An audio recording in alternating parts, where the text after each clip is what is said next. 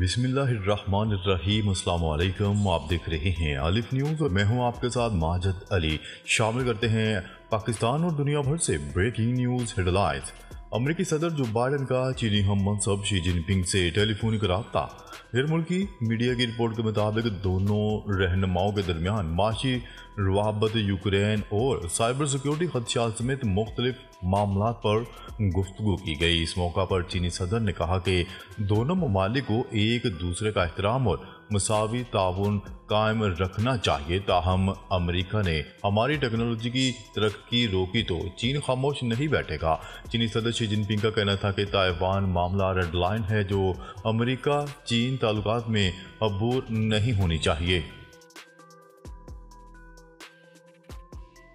खबर के अगले हिस्से में बात करते हैं। ताइवान के मशरकी हिस्से में 7.4 शिद्दत के ज़लज़ले ने तबाही मचा दी। सुनामी वार्निंग जारी कर दी गई। मीडिया रिपोर्ट्स के मुताबिक रियासत हाय मुत्तहिदा के जियोलॉजिकल सर्वे का कहना है कि ज़लज़ले का मरकज़ ताइवान के वालियान शहर से 18 किलोमीटर जनूब में 34.8 किलोमीटर की गहराई में था, जबकि जापान की मौसमियाती एजेंसी ने ज़लज़ले की शिद्दत 7.5 बताई है। ताइवान में आने वाला ज़लज़ला इतना शदीद था कि इसने जापान के जनूबी जजीरों को भी बुरी तरह हिला कर रख दिया। मुतअद्दिद इमारतें मुनहिदम हो गई। हुकाम ने शहरियों को घरों से बाहर न निकलने की हिदायत जारी कर दी।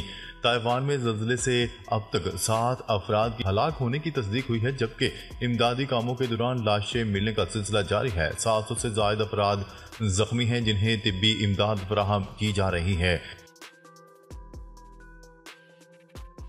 खबर के अगले हिस्से में बात करते हैं। आयतुल्लाह खामनाई का इसराइल से बदला लेने का ऐलान। ईरानी सुप्रीम लीडर आयतुल्लाह खामनाई ने इसराइल के हवाले से सख्त रद्द-ए-अमल और मौक़िफ़ का इजहार कर दिया।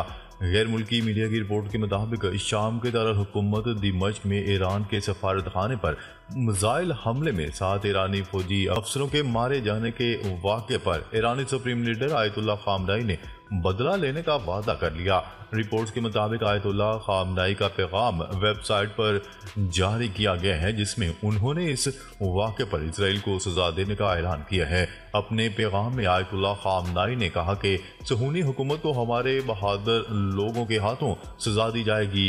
हम इन्हें इस जुर्म और दूसरे जराइम पर पछतावा करवाएंगे। इससे कबल ईरानी सदर इब्राहिम रईसी ने भी इसराइल को सफारत खाने पर हमले का जिम्मेदार ठहराते हुए कहा था कि इस हमले का जवाब जरूर दिया जाएगा। अलावाज़ी ईरानी वज़ीर ख़ारजा हुसैन अमीर का कहना था कि दानिशमंदी के साथ वक्त पर जवाब दिया जाएगा। वाज़ेह रहे कि 1 अप्रैल को इसराइल के शाम के दारुल हुकूमत दिमश्क में ईरानी सफारत खाने पर फ़ज़ाई हमले के नतीजे में 7 ईरानी फौजी अफसर शहीद हो गए थे। खबर के अगले हिस्से में बात करते हैं। सऊदी अरब और स्पेन का गजा जंग रोकने के लिए इसराइल पर आलमी दबाव का मुतालबा।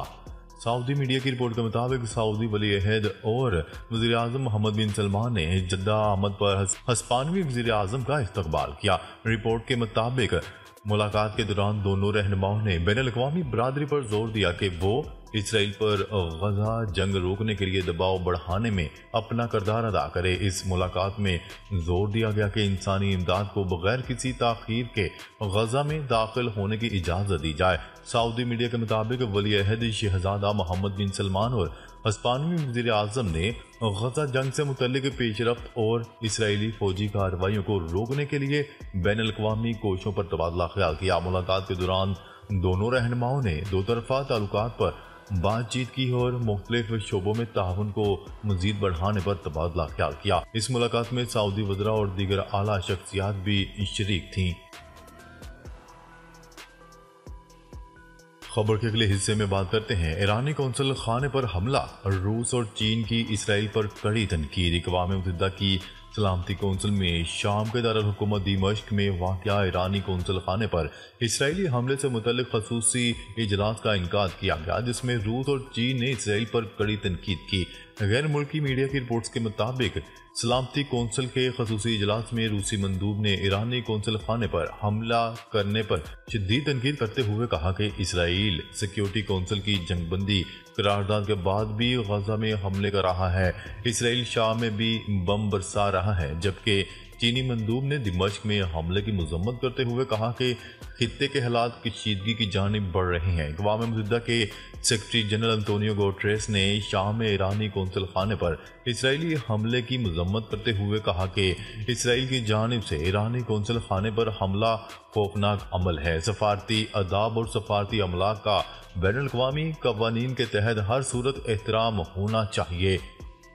वाज़ेह रहे कि गुज़िश्ता रोज़ सऊदी वज़ारत ख़ारजा की जानिब से भी जारी बयान में कहा गया था कि शाम में ईरानी सफारतखाने के कौंसलर सेक्शन पर इसराइली हमले की मजम्मत करते हैं और हमला आलमी सफारती कवानीन और इस्तस्ना की खुली खिलाफ वर्जी है। ईरानी सफारतखाने को निशाना बनाने पर तशवीश है। सफारती अमले या तनसीबात को निशाना बनाने के लिए किसी बहाने को जवाज़ नहीं बनाया जा सकता। खबर के अगले हिस्से में बात करते हैं। रूस का जंगी तैयारों और ड्रोन से यूक्रेन के तवानाई तनसीबात पर बड़ा हमला।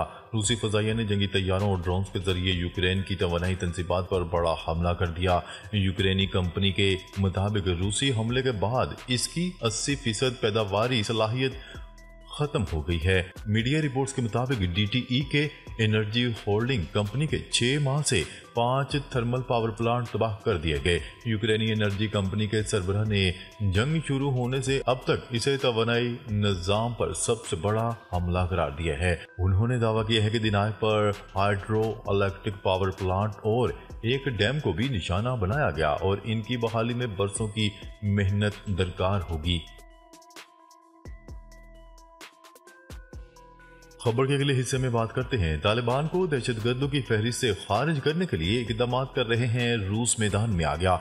रूस ने कहा है कि तालिबान रहनुमाओं के साथ अहम मुज़ाकरात हो चुके हैं और तालिबान को कलअदम दहशतगर्द तंजीमों की फहरिस्त से निकालने के लिए काम कर रहे हैं। गैर मुल्की खबरसार एजेंसी की रिपोर्ट के मुताबिक क्रेमलिन के तर्जुमान दमित्री पेस्कोव ने मीडिया के नुमाइंदों को बताया कि ये एक ऐसा मुल्क है जो हमारे करीब है और इनके साथ बराह रास्त या दीगर ज़राए से राब्ता है। उन्होंने कहा कि हमें चंद मसाइल हल करने की ज़रूरत है और इसके लिए मुज़ाकरात की भी ज़रूरत है, जिसके लिए हम इन्हें अमली तौर पर आगाह कर देंगे जैसे हर कोई करता है। तर्जुमान का कहना था कि तालिबान इस वक्त अफगानिस्तान के अबूरी हुक्मरान हैं। दमित्री पेस्कोव ने मसाइल से आगाह नहीं किया, लेकिन रूस की 20 साल तारीख में चंद रोज कबल ही दहशतगर्दी का बदतरीन वाक़या पेश आया था, जहां मॉस्को में कंसर्ट हॉल में फायरिंग करके 144 अफराद को हलाक कर दिया गया था। दाइश ने मज़कूरा हमले की जिम्मेदारी कबूल की थी और अमरीकी हुकाम ने कहा था कि इनकी खुफिया एजेंसी ने दाइश खारसान के हवाले से खबरदार किया था, जबकि रूस ने हमलावरों के यूक्रेन से राब्ते का शक जाहिर किया था। ताहम अमरीका ने इस मौक़िफ़ को यकसर मुस्तरद कर दिया था। खबर के अगले हिस्से में बात करते हैं। शुमाली कोरिया का सॉल्ट फ्यूल हाइपरसोनिक मिसाइल के कामयाब तजर्बे का दावा। शुमाली कोरिया ने दावा किया है कि इसने नए सॉल्ट फ्यूल हाइपरसोनिक मिसाइल का कामयाब तजर्बा किया है। शुमाली कोरियन मीडिया के मुताबिक ये तजर्बा शुमाली कोरिया के रहनुमा किम जोंग उन की निगरानी में किया गया। इस हवाले से किम जोंग उन ने कहा कि मुख्तलिफ रेंज के तमाम टेक्टिकल, ऑपरेशनल और स्ट्रेटजिक ग्रेड मिसाइलों को मुकम्मल सॉल्ट फ्यूल में तब्दील कर दिया गया है। वाज़ेह है शुमाली कोरिया ने गुज़िश्ता रोज भी मुबैना तौर पर दरमियाने फासले तक मार करने वाले बैलिस्टिक मिसाइल का भी कामयाब तजर्बा किया था। मीडिया रिपोर्ट्स के मुताबिक शुमाली कोरिया अक़वाम मुत्तहिदा की सिक्योरिटी कौंसिल की पाबंदियों के बावजूद मिसाइल और जोहरी हथियार बना रहा है, जबकि तज्जियाकारों का कहना है कि ठोस ईंधन वाले मिसाइल माया ईंधन की मुख्तलिफ हालतों के मुकाबले में तेजी से तैनात हो सकते हैं। दूसरी जानब अमरीका, जापान और जनूबी कोरिया की जानब से शुमाली कोरिया के इस तजर्बे की मजम्मत करते हुए इसे बैनुल-अक़वामी कवानीन की खिलाफ वर्जी करार दिया गया है।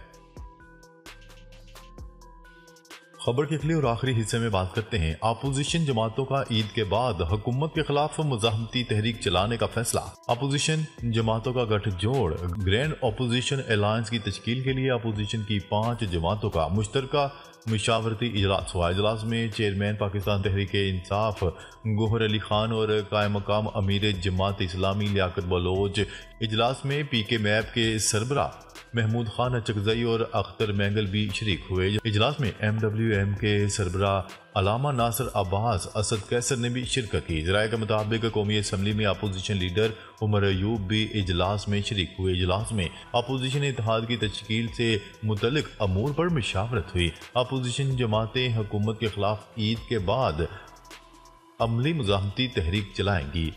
रहनुमा तहरीक इंसाफ असद कैसर के मुताबिक ग्रैंड अलायंस में Jamaat Islami, MWM Balochistan national party और पश्तूनख्वा मिली अवामी पार्टी शामिल होंगी। नाजरीन, अब तक के लिए इतना ही। मजीद खबरें लेकर बहुत जल्द आपकी खिदमत में हाजिर होंगे। तब तक के लिए अपना ख्याल रखिएगा। अल्लाह निगहबान।